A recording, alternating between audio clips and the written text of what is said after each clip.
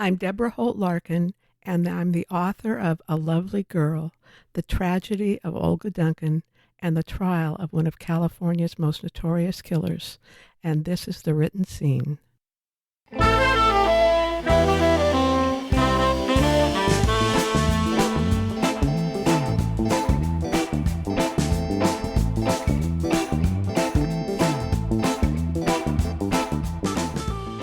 Hello and welcome to The Written Scene. My name is Adam Greenfield. I am the host. I'm really excited about today's conversation. Before we jump in, if you are new here, welcome. What we do is we talk to authors about the path and process of writing.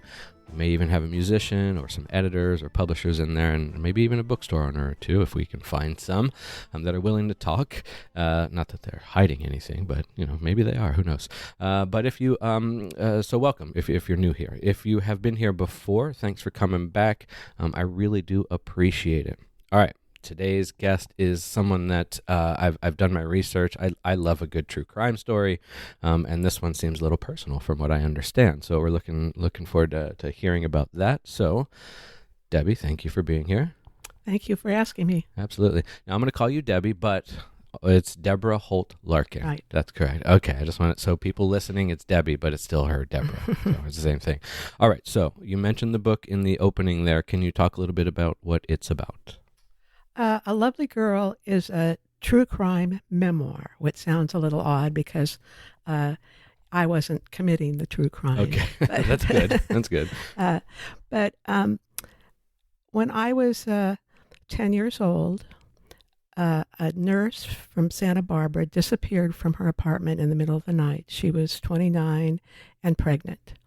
And Santa Barbara was near my hometown, and my dad was a newspaper reporter for the local newspaper, and he covered the crime from the time of the disappearance all the way through to the trial of the perpetrators. And this was 1958. So these kinds of things didn't happen in small town America, and it was very startling to have this young woman disappear. And I was very attuned to it at the beginning because I was thinking, well, who's next? Who else might vanish in the night? And how old were you at the time? 10. Okay. Yeah.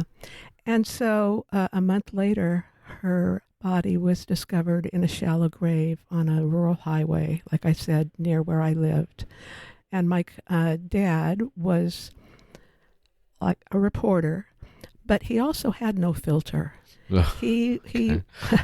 My parents, when you read this book, will discover they're kind of a very laissez-faire parenting style. Yeah. And so he talked about this at home all the time, all throughout the crime investigation and the trial.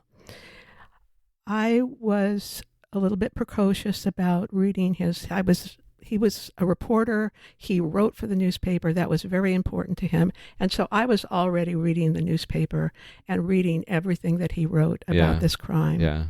And that's what got me going. I became obsessed. And there's no other word to describe it. A podcaster actually early on said, well, you're sort of, I don't know what to say, but you were sort of obsessed. Obsessed. And I said, yes. That's pretty accurate. That's very accurate. Yeah. So I was constantly trying to find out new information from him. I thought maybe he had an inside track. And, well, that's how I happened to write the book. Okay. But you didn't, it took a while to get to writing the book, correct? Yes, yeah, it did. Okay. And I wanted to be a writer. I thought that's what I wanted to do. But I knew my dad was a writer. I knew it was kind of difficult, yes. Yeah. And that I thought that maybe that was being kind of presumptuous, that I thought that I could be a writer. So when I was going to college, getting ready to go to college in the middle of the 1960s, I said, well, I don't know what I want to be, but I don't want to be a school teacher. But got to college, and that's what women were doing in the 1960s. Turns out, yeah. That everybody was either going to teaching or to nursing. And so I sort of, let go of that for a long time. But Olga Duncan's story pretty much shadowed me for my entire life. And I kept thinking about it and just contemplating what had happened. And I knew eventually that that's what I wanted to do. But I waited until after my boys were both gone off to college. And then I started going and taking classes at UCSD in writing. Okay. Very cool. Very cool. So I want to talk, I don't want to talk about the obsession of true crime, but I am kind of curious, like what in a small town, you probably didn't experience a lot of that sort of thing. Mm-hmm. How did you find more of it, I guess? Like, where did you find that sort of thing? Well, I did. My dad took a lot of newspapers and brought them home, and Gotcha. including Okay. the LA Times. And so there was that. But I think that, like a lot of women, there's something in your life that sort of will trigger this. When this happened, I wanted to learn how to protect myself. Oh, yeah. That's what you're thinking. Is there something you read what Olga did and everything, how she was living her life? Is there something that she could have done differently? And that was kind of the beginning. Was looking at what could you do Got it. to protect yourself. That's a I don't know if I've heard someone have that sort of reaction to it, but I understand it. It Yeah. makes a lot of sense. I think a lot of women, if you ask them how they got interested in true crime, there's a lot of them that's what happened. True crime is really in the last 15, 20 years really taken off, I think. I don't think it was as popular. At least I don't remember it being as popular. I was reading Anne Rule Really? as a Okay. young woman Okay. in my 20s, and I read Truman Capote's Yeah. In Cold Blood when it came out in high Okay. school. You were already there. I was already there. Ahead of the yeah. game. Yeah, that's great. That's great. So then as a kid, you just mentioned Truman Capote and stuff like that. Were you reading other things besides Yes. that? What were you? I read kind of those. Are you talking about like high school? Just or anything. Even what were some of the first things you started reading? Well, the first things were kind of, they wrote these books for girls, that they were little romance books, Okay. but for, high school girls. Yeah. But I loved English. I ended up being an English major. And so I liked reading all of the assigned books that I was reading in high school and then again in college. And Yeah. I'm a very eclectic reader now. I read a lot of literary fiction, Okay. and I do read detective fiction. Do detectives. Okay. Yeah. Yeah. Okay. And so that carried on throughout. Were you reading all the way through like college and since then were you just always? There's a day never goes by that I don't pick up a book That's to read. great. Yeah. Yeah. And I read good writers, I think, once I passed the high school romances. Sure.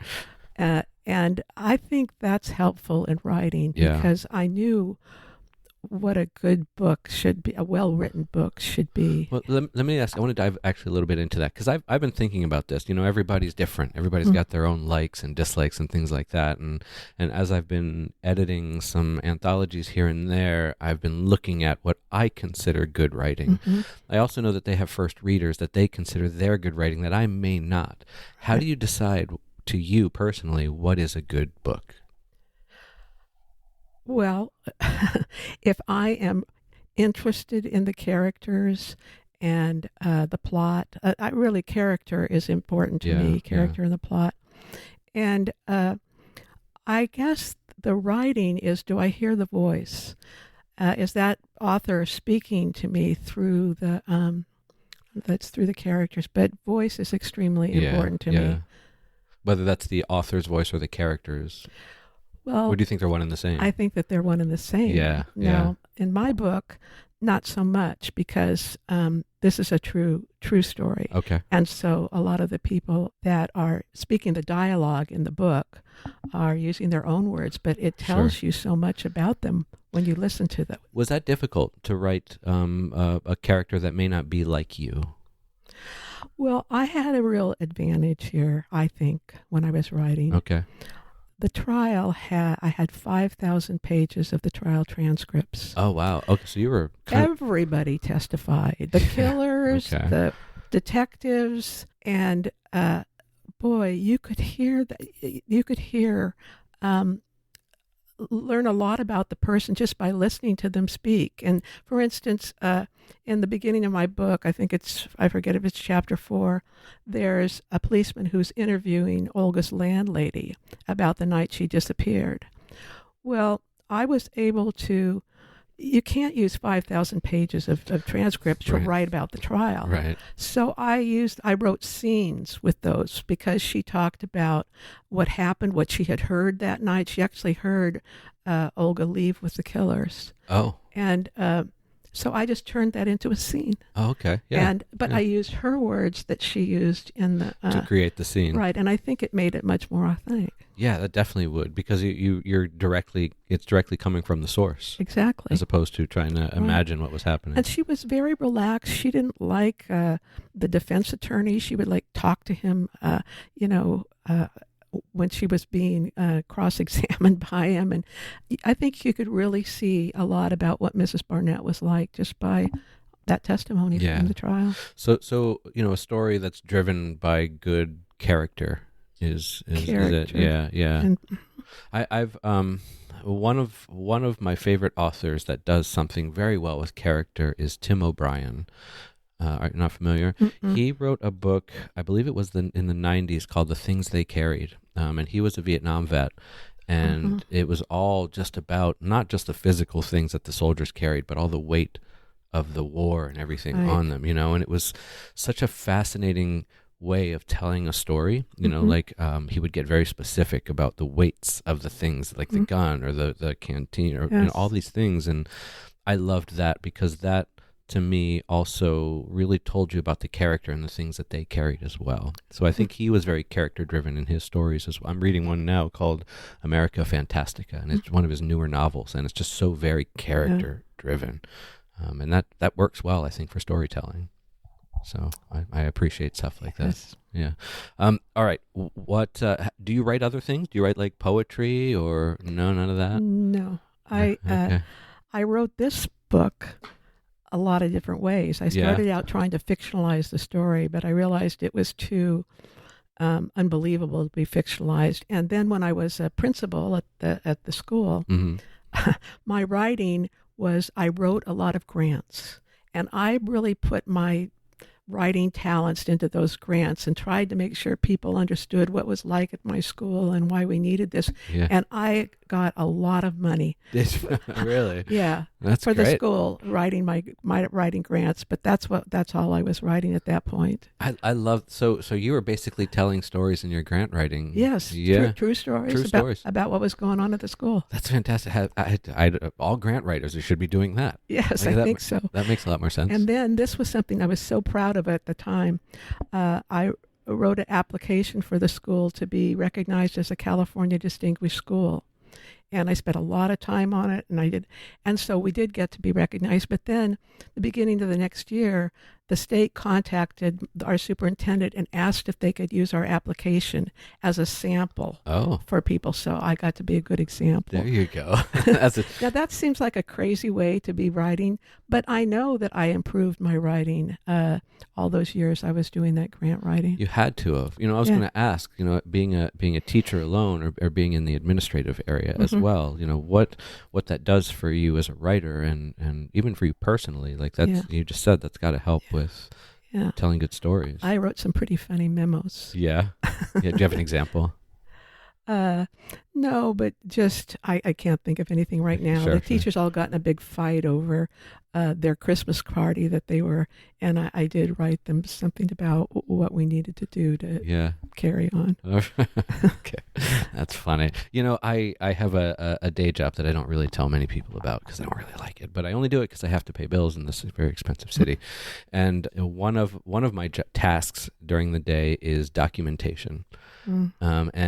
As that's still more exciting than the rest of the job, but there's times where I'm writing the most flatline stuff, there's no heartbeat to it, and I still wonder, like, how is this helping me? Right. So it's got to help in some way. At least I'm using that juice. You know what you don't want to write.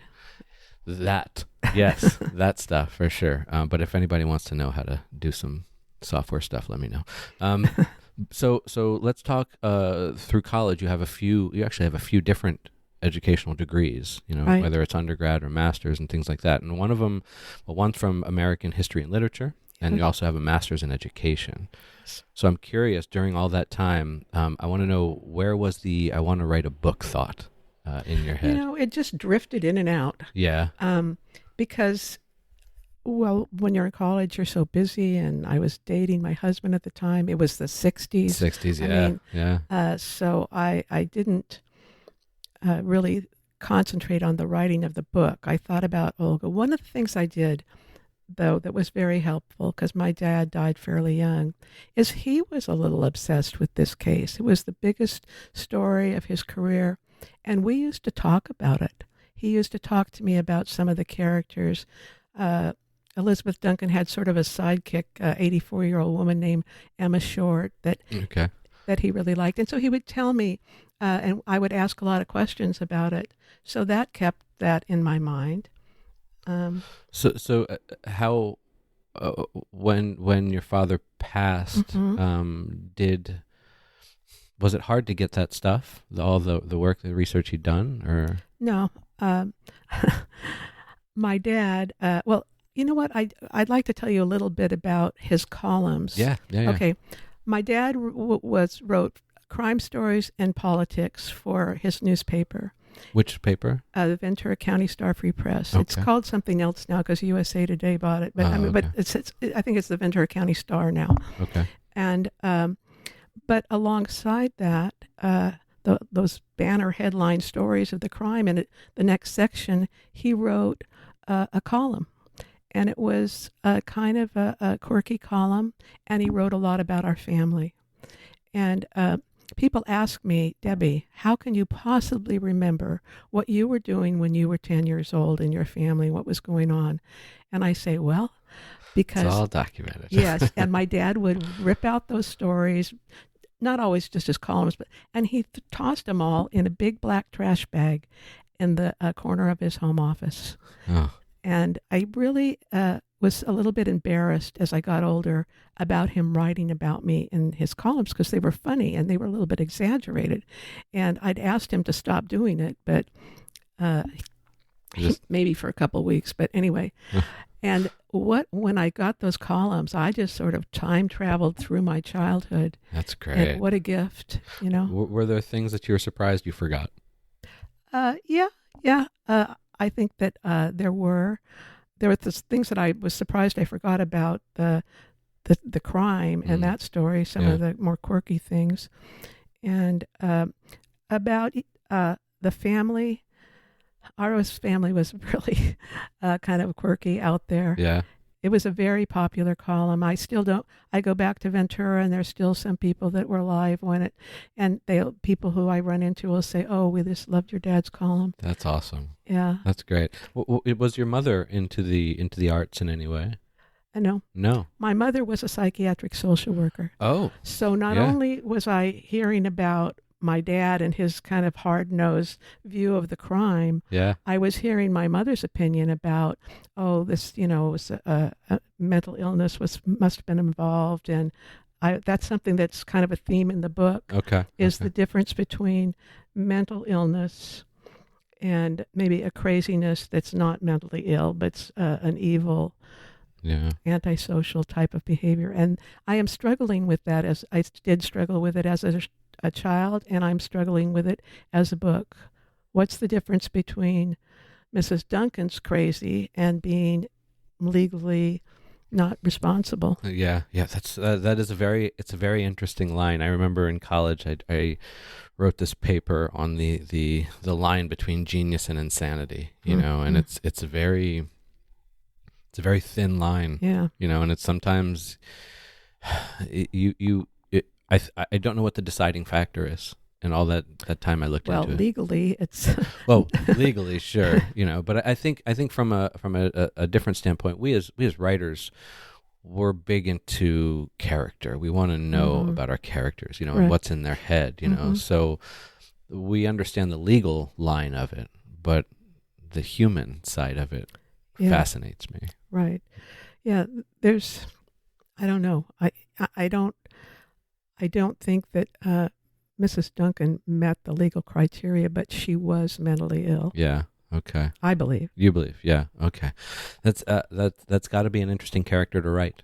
Yes. Yeah. Yeah. Really fascinating. But Yeah. some of the other characters were even more fascinating. Yeah.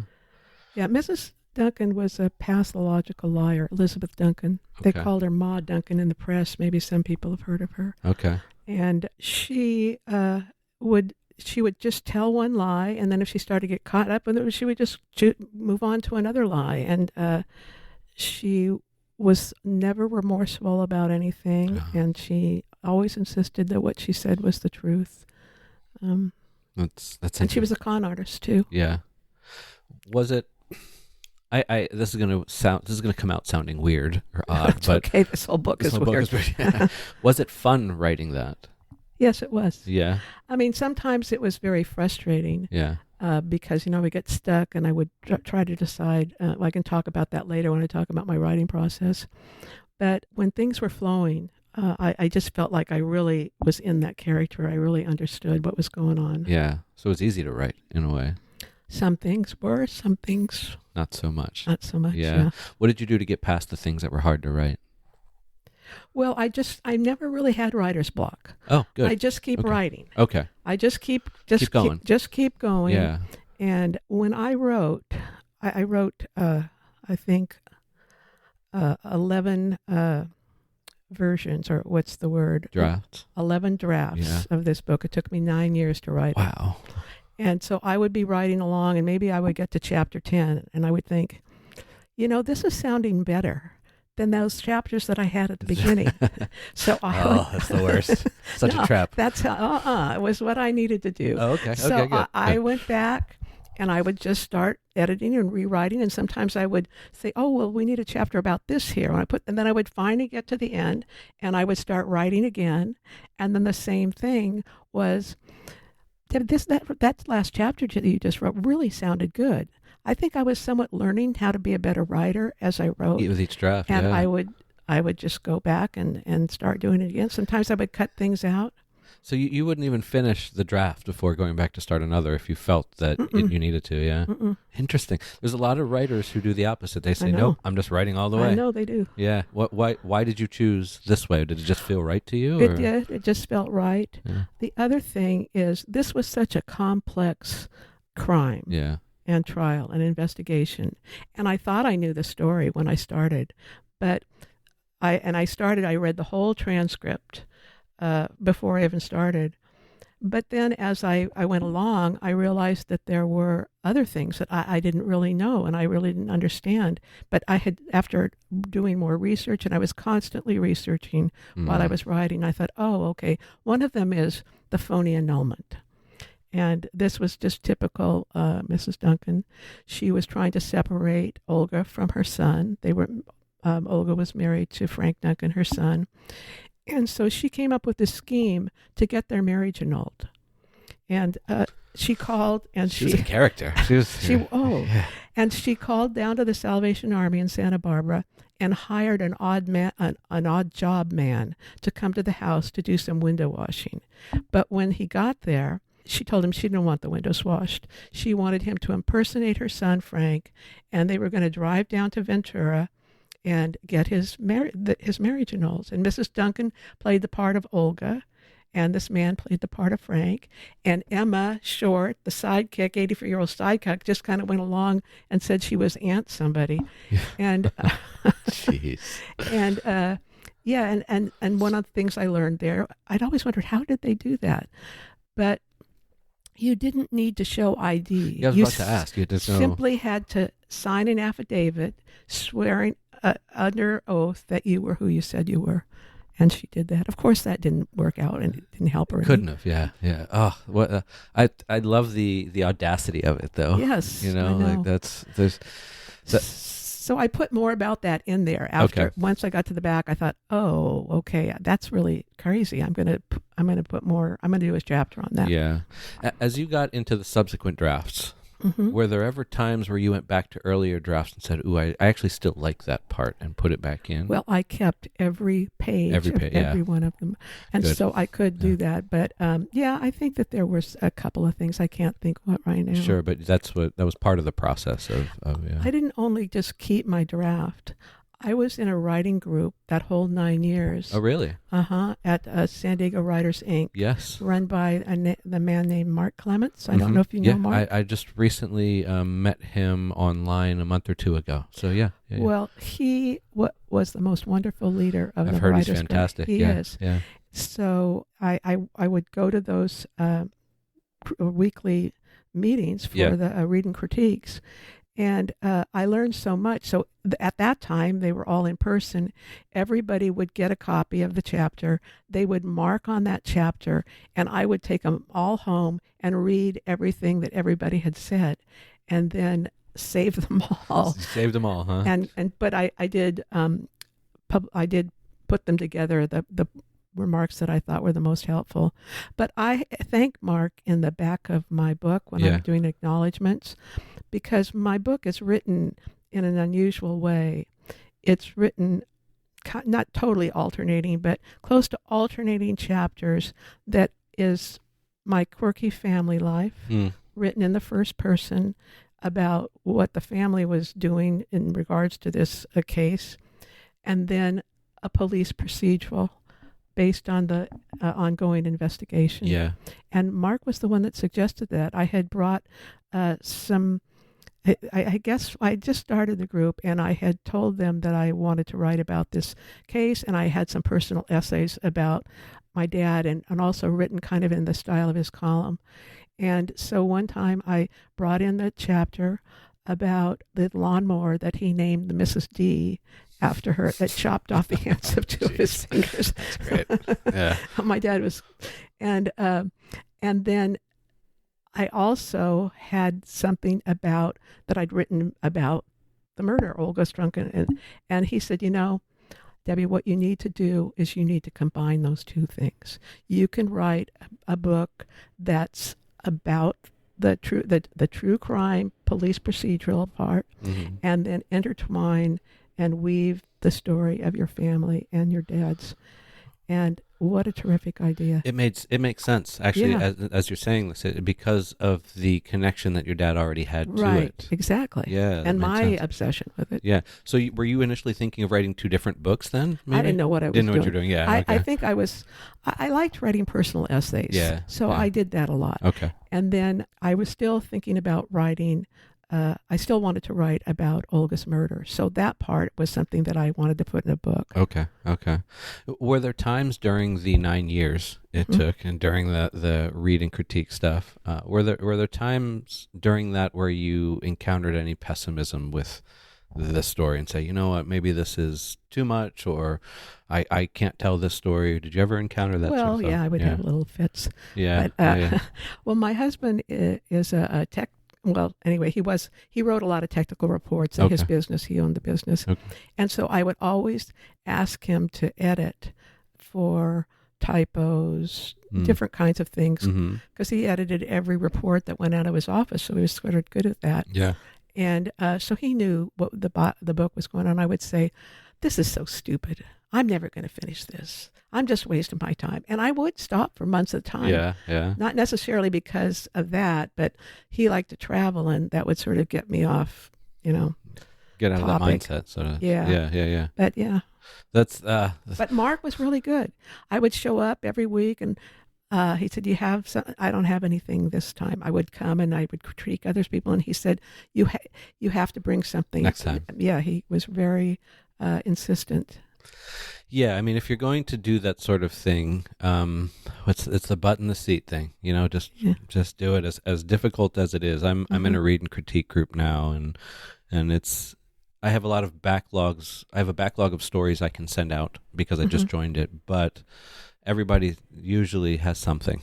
Yeah. That's how we do it. Well, that really that kept me on task. Yeah. Because I needed to bring 10 pages every week. Oh, 10 pages every week. That's a lot, but good, I think. Yeah, kept me writing. Keeps you serious about And it. there was a few people that were in that group for a lot of the 9 years, so they heard a lot. Yeah. Because every once in a while I say, okay, well, I'm starting over again. Okay. And there would be some people also, well, good, because, they didn't join until we're halfway through the book. Yeah, no, that's good. That is good. What do you like about that, the community aspect of writing? I fortunately was recently elected to the board for San Diego Writers Inc. So I'm a really big fan of this organization. Couldn't have done it without them. Yeah. So you attribute that sort of stuff to these groups. Yeah. Yeah. Absolutely. What drew you to the idea of joining a group? Was it just because you needed to learn, or? Yeah, I just thought that would be a good way to write. I don't know. Yeah. I guess I didn't know too much about it. Yeah. I know when I saw that, I read through all of the reading critique groups at the San Diego Writers Inc.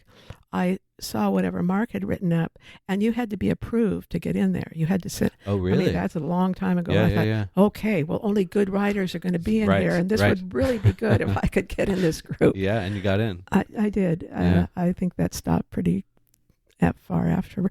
But also, the other reason that a writers group is so good, I think, is that you're reading it. Potential readers are listening, and they have a lot of different interests in life and types. And so you're going to hear feedback from people who maybe don't like it so much and people who love it. And there was always people in the group who seemed genuinely to like this book that I was writing, and were extremely encouraging. Yeah. And so that's really helpful too.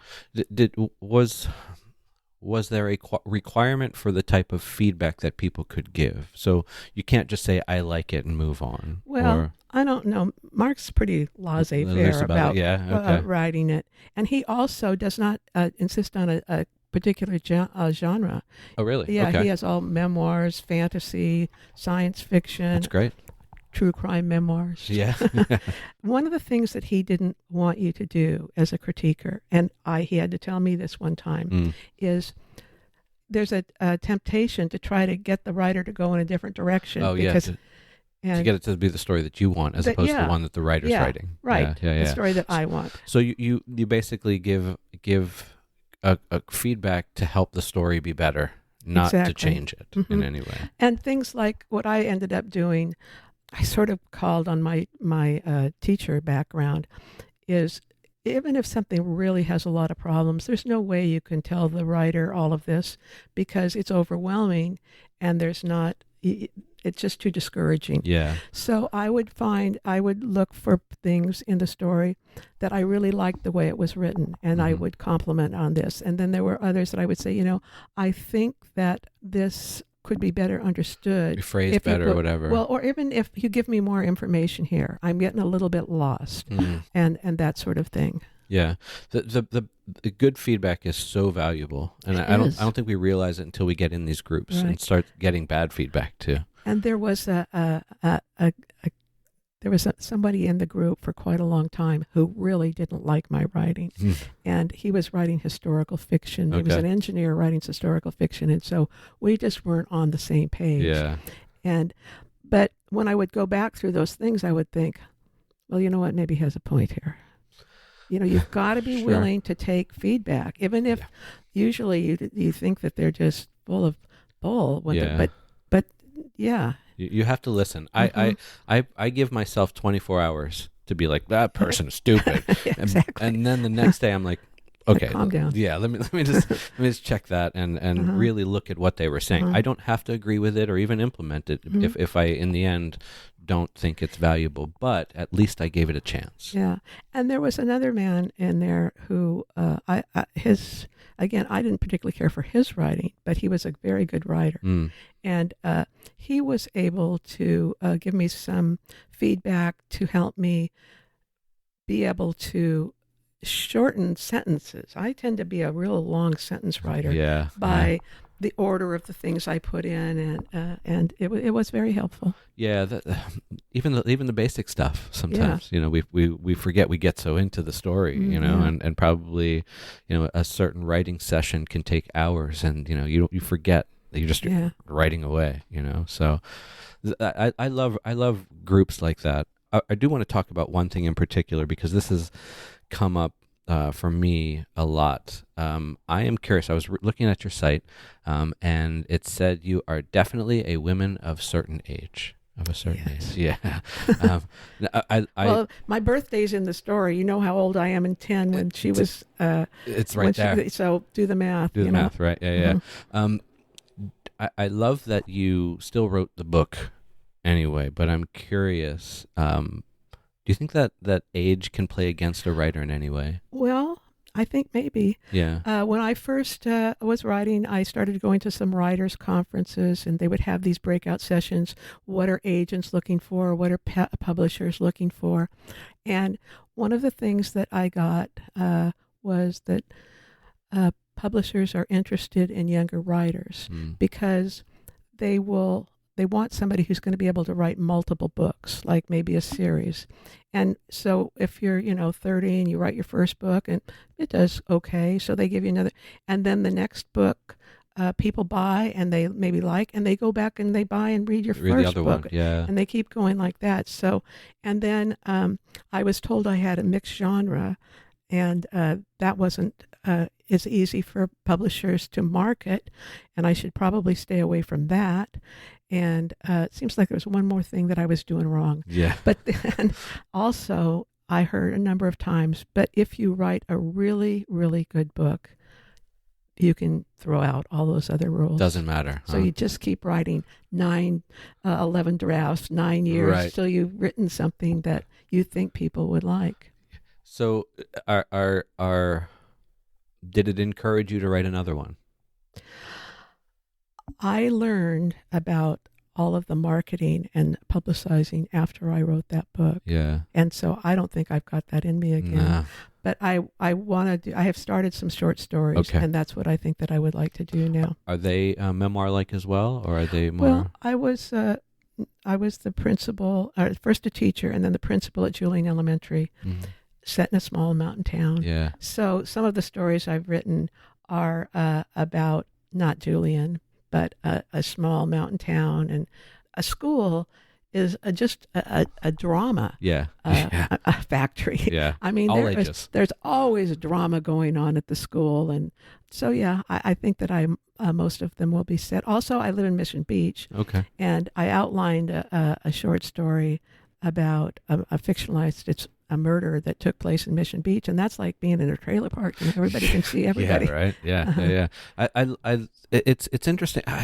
Over the years, I have met a lot of true crime authors here in San Diego alone, and I had no idea like that. It's a genre that there's a lot of people writing it. Yeah, but well, I don't know if this goes along with it, but I'm friends with Caitlin Rother. Caitlin Rother, yeah, I had her on the show a while and back. she's saying that it's getting more and more difficult to write true crime because the law enforcement are trying to keep their files back, and nobody wants to be interviewed. They want to be paid. And yeah, I remember her talking about on the episode, and she's, just the legal aspects of writing true crime can set your book back years. Yeah. Well, if you write about a crime that happened 60 years ago and pretty much everybody is deceased, still easier, huh? No problem. yeah. Well, she's gone to crime fiction. Yes, I see that. So that's that. So is that the direction you're sort of heading yourself? Yeah. Maybe. Yeah. Okay. We'll see. I love crime fiction. I love Michael Connelly. Yes. Yeah. Harry Bosch.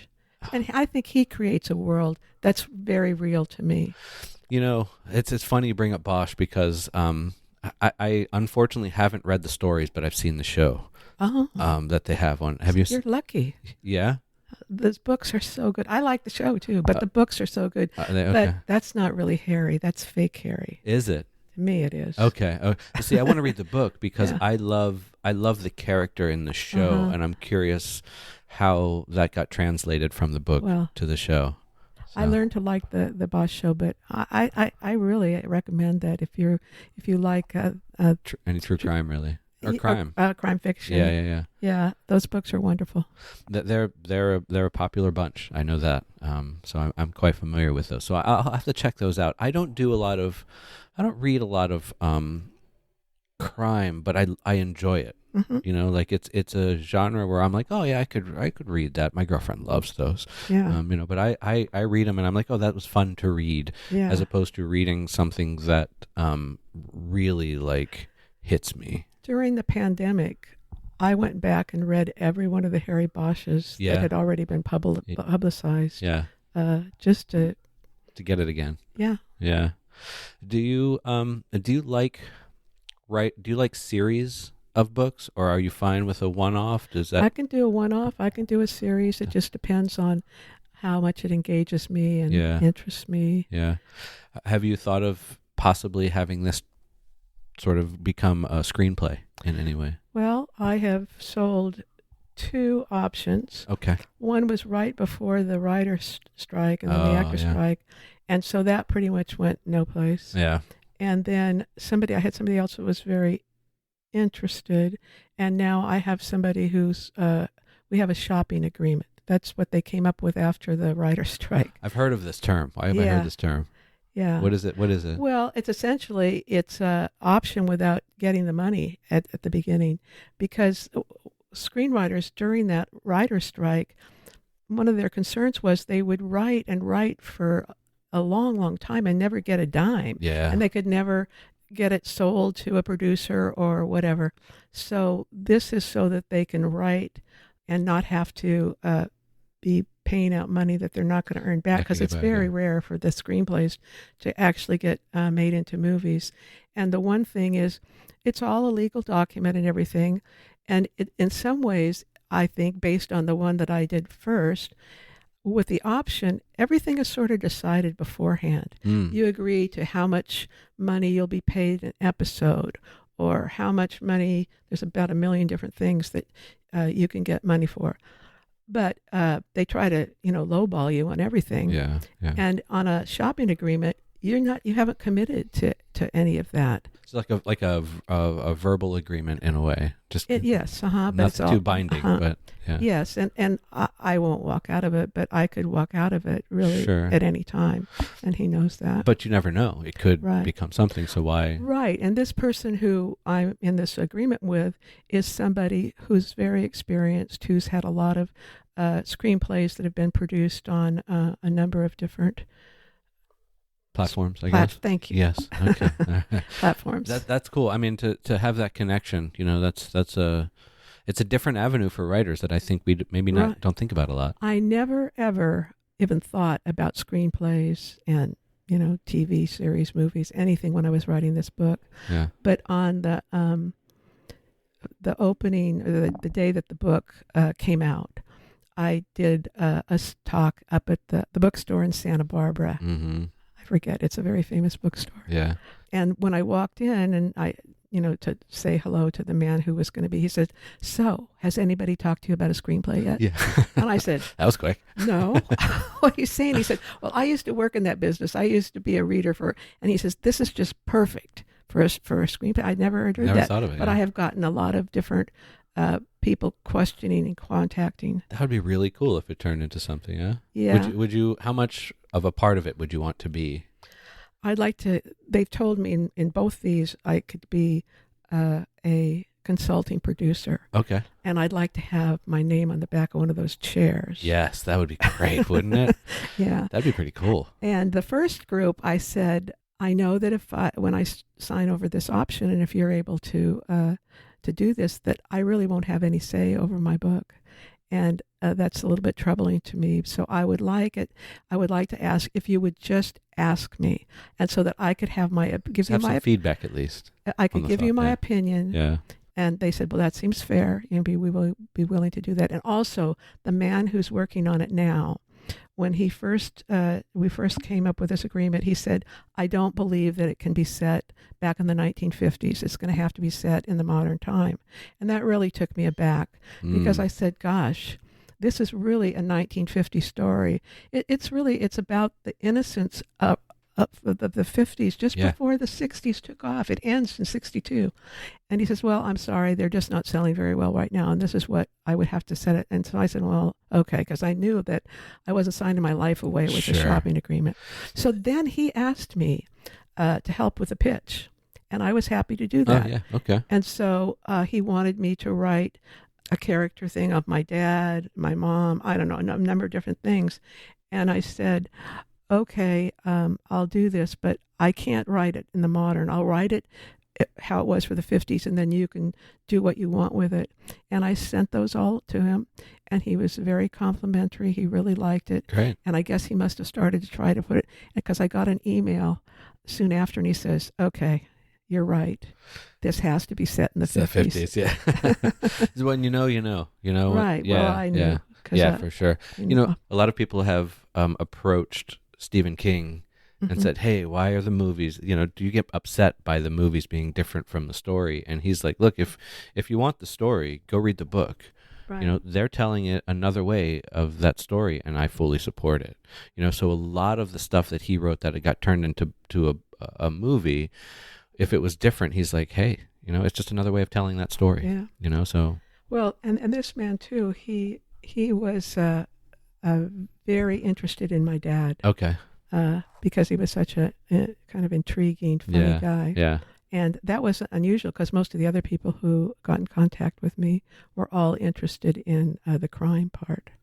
Oh, yeah. Mm-hmm. I think your dad's story, I mean, that's when I think when you implement a personal family situation into the book that's about something that's not about your family, I think that can add a little heart, Mm-hmm. and a little connection even Right. to readers. So I guess I can see both sides of having both in there. But I want to talk about your love of the ocean, because I know you swim a lot. I do. Yeah. I talk to a lot of authors who use nature as a big way of inspiration or something that helps them write. Do you do that? I don't think that I use it for inspiration. Living down at the beach now, I use Kind of just it easy to as go, really. I use it as a calming, Okay. because that's what it helps me with. Yeah. And I do love being out in the waves and swimming. I'm getting older. I'm having some issues, but We all are. It's I okay. know. Yeah. But yeah, and I used to, when I was writing it, I would. I'm just very close to the boardwalk, maybe 50 feet, Yeah. and I would go out and I would either walk on the boardwalk or the beach, depending on the tides. And I would be thinking about the books, and I would stop and I would, say something into my phone to record. So that way it was inspirational. Sure. But it wasn't anything that really drove your writing. No, I don't believe so. It just was there to. Mm. It's got to be nice to, after writing that kind of story, to just go out and just see the Yeah, waves and the right. beach and the sun, and Mm-hmm. I bet that was pretty helpful. Yes, But, you also used to swim I competitively. did. So this is going to be an interesting question, I hope. What can non-creative competition do for the path of a creative person? Say that again. Sure. What can the non-creative competition, like swimming, Mhm. unless you consider swimming creative in any way, No. but what can that sort of competition do for the creative side of us? Well, I think that I have done fairly well with the marketing Yeah. Okay. because I'm competitive. Well, shoot, I want my book to do well. I can't have my book being a big flop. Right. And right. so I used that creative drive that I guess maybe I had in swimming, and I think I've always just had that. Yeah. And wanting to do well and wanting to, oh my God, this is a good publisher that bought my book, and I don't want to let them down. And so, Probably very helpful then. yeah, that. I think swimming was helpful all my life through school. Okay. Is having had experience with competition, that it's not a bad thing. I really do think that some writers somehow feel that marketing their book is a bad thing. It's not pure art or something, but nobody's going to read their book unless they know it's out It exists, right? Yeah. I've when I was younger and dumber, I was like, I'm not gonna, they'll find it. Like, I don't look, it's good enough. They'll find it, and it was just like all I had to do was walk into a bookstore and go, oh my God, there's so many writers in here. I need to do more marketing. Right. I need to tell people about this. And especially, I mean, once you're like Stephen King's level or somebody who's written a lot of books, yes, they will find They'll your find books. it, right. But if you're a new author, that's going to, nobody knows, that they're good because they haven't read anything about you before. And I think about it as TV. What are there like now with all the cable and everything? There's thousands of shows that come out every year. Yeah. And how in the world would anybody find them unless they were marketing them? The same. And I think Amazon prints close to 1 million books a year. I mean, how would anybody find your book? I think that's the daunting part. I think that's what might scare some people. I know it scares me, although I look forward to the day where I can really, well, maybe I not look forward to it, but I hope for the day where I can really start doing those things with my books. But like that feeling of like, there's so much out there that how are you ever going to do it, And you have to do a lot yourself because even though Pegasus, who published my book, they're a good publisher. They had a publicist on staff, marketing person on staff. Yeah. And she worked with me for about, I don't know, a couple of months, but then they're pretty much on to the next. And they just set you up for that sort of. Yeah. And here's what and also they want you to hire your own publicist these days. And that's expensive. Yes, it is. But what I did was I was nervous that I was going to end up self-publishing with, a good hybrid. And I knew that would be very expensive. So I started putting aside money. And then when it turned out I got a traditional publisher, you use that money I took all that money I saved and used it to hire that professional publicist for 6 months. And she left me with a whole plan of what I needed to do. That's great. Yeah. That's fantastic. So basically start saving while you're writing. Exactly. Yeah, because you're going to need it for something at some point. Yeah. That's actually smart. I'm going to go look at my paycheck and see what I can put in there. Because that's good. Because I know that I'm going to have to hire marketing a whole thing. It's like a separate job in itself. It is. So you either hire someone or you work yet another job, because right. I think a lot of writers probably have a job that isn't writing their books, right. Which is unfortunate. But that's wise though to start saving money or have a separate account for it at least. Like just stock that away. And also, still today, I didn't do this to make money. I did this to tell Olga's story. Yeah. To tell about our life at the time, and my dad, and so every royalty I get, I pump right back into to the cost of publicizing. Have you reached the black yet? Well, yeah, I'm in the black, but then I throw it back in so you level out. I so leveled out. Yeah, that's good. But eventually, my dream for my book is a lot of libraries bought the book, by the way. Oh, good. All across the country. Okay. Is that eventually, I keep thinking that I'm gonna stop doing this, but then I get an email from someone like you, and I think, oh well, that wouldn't be too hard. I can go do that. Yeah, right. But that somebody will still be picking that book up off the shelf long after I'm gone. Yeah. And they'll read about, Olga and the tragedy and my dad and what happened to her and life in the 50s. And that's what I'm still putting it out there. That's great. I love that. I'm sort of taking a poll. So I hope listeners don't mind me bringing this up again, but I personally have been feeling pressure to write more and get things done as I get older. And I'm working on putting that aside and just focusing on the writing, but it's always going to be there, I think. Did you or do you experience this at all? The pressure? Yeah. I had when I was 20 years ago. I'd been thinking about writing this book and all of this. Yeah. And I was diagnosed with a very serious autoimmune disease. So that really kind of shook me up. And I think, okay, Debbie, you're either going to write this book or you're not. And you need to get busy and doing it because, because it's going to take 9 years. Die. Yeah, I might die before I can get it out there. Yeah. Yeah. Did that, do you think that was undue pressure that you put on yourself, or do you think that was warranted? Like, because I'm trying to, a lot of my friends are like, Adam, like you're putting I get what you're saying, but you're putting a lot more pressure on yourself than you need to. Oh, well, I don't know. I didn't suffer consequences from that pressure. It didn't make me sick or anything. That's good. So, I think I'm just getting grayer in the yeah. goatee. But it just made me prioritize what I wanted to do. Okay. And before that, I fiddled around a lot with it. I would write a little here, write a little there. Yeah. And I had to focus. That's another thing. It's the focus. Yeah. Probably finding the time. We all have lives that we're living, Well, when I started writing the book, I was still working. Okay. But then as soon as I retired, that's what my life was. That's what I had pictured, that I had all in my mind how I would write and nobody would bother me. Being a school principal, sometimes you feel like you're an air traffic controller. They line up outside at your door. My goodness, yeah. And I thought, that I'm just going to be able to write. And the school would call me for the first year or so when problems came up, and nobody. How do we handle this? Yeah, and it came up on my phone. Who was calling? Julian Union School District, and I think, not going to handle that right now. I'm busy. I'm writing.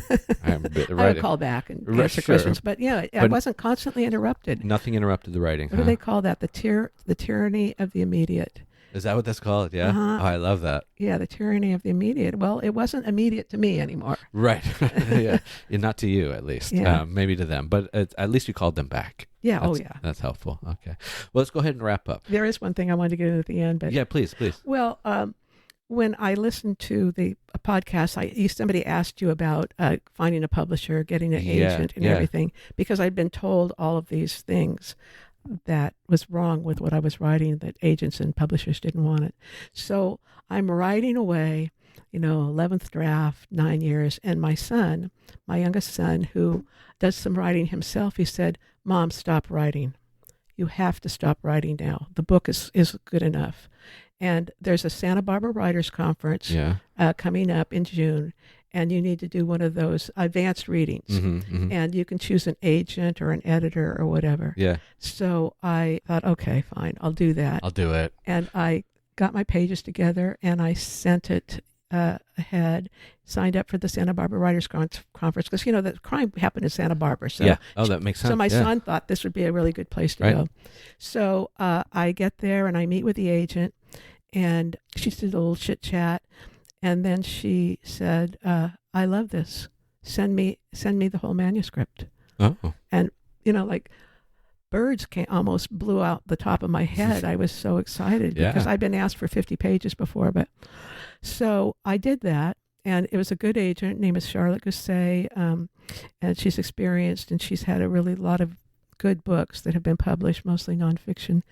And so she sent me back a letter, email, and said, "I really love this, but I'm going to have to take a pass because I believe that the family chapters are slowing down the pace and the tension of the crime chapters." Mm-hmm, mm-hmm. And she said, but she had a but. "But if you would like to do some rewriting, I would be happy to take a look at it again." And I'm thinking, rewriting? That's my middle name. Yeah, right? I've already done 10 of these. Why not? And so I could see what she was saying. Yeah. It's important to, and I didn't alternate them towards the end. I just had one crime chapter after another if things are building up. And she said, a couple months later, it went on forever, and I took a couple of months. So 6 months later, she said, "Okay, I like it, and I believe that I can sell this book." That's great. So even not just a read and critique groups, you got to go to these conferences and you got to put your face in front of their faces, basically. Yes, yeah. That's great to hear that worked out like that, because I know that doesn't happen. There's so many good books that people are writing out there, and it's true. You find the right person. Charlotte loved my book. She pitched it to a lot of publishers. Yeah. And Jessica Case at Pegasus Crime Imprint, mm-hmm. she loved my book. And that's great. what they tell you. You just have to find people who do. And I'm sure there's plenty who don't. Well, there were people in publishers who didn't like it. Yeah. Well, I don't know if I didn't like champion it, I guess, as much as champion. They thought they couldn't sell it. That is a hard reality for, I think, writers that don't do it. Now, are you glad that you had an agent? Oh, yes. Yeah, so you preferred to have an agent as opposed to trying to. Well, there's so many publishers that wouldn't even listen to you without an agent. So did you go to publishers first before you? No. No, you went. That was the first one. I am like some sort of a fantasy story. Like a unicorn. The first agent I pitched took me on, and then she did all the pitching to the publishers. That's fantastic. Well, congratulations. I think that's super cool. I am not. I thought about going the route of an agent, but I'm not there yet. Like that's just something. Have to have something that. Yeah, and I think I'll probably go hybrid publishing first. Yes. Just because I like the idea of it. It is expensive, but I think it's worth it. Right. But it's cool that you were able to find that so not easily, but handily. I guess. Yeah, that's great. Yeah. I was lucky. Yeah. Well, good. And that's what one of my people in the writing group said to me. Well, you just got lucky, Debbie. No, there's good writing in there too. That they wouldn't have taken it if it wasn't good writing. Exactly. And that's something I think.